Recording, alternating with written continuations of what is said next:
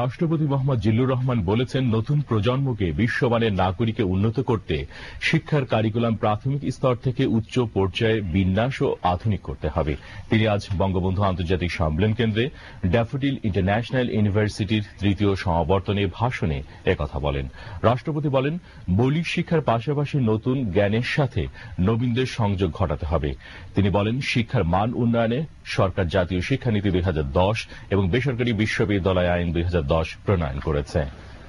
রাষ্ট্রপতি এ আইন ও নীতিমালা অনুসরণ করে শিক্ষাকে একবিংশ শতাব্দীর উপযোগী করার জন্য অবদান রাখতে সংশ্লিষ্ট সকলের প্রতি আহ্বান জানান। রাষ্ট্রপতি জিল্লুর রহমান শিক্ষাকে জীবনমুখী করার উপর গুরুত্ব আরোপ করেন।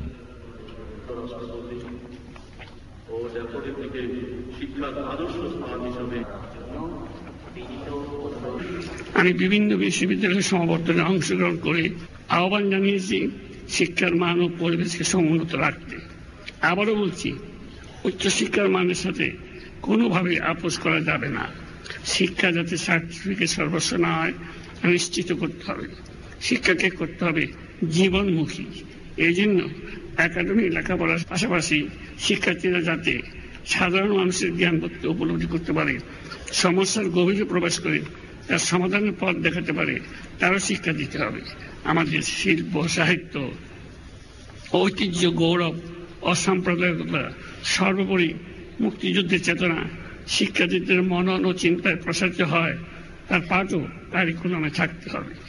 মূলত উচ্চশিক্ষা হবে পূর্ণাঙ্গ এবং সার্বজনীন।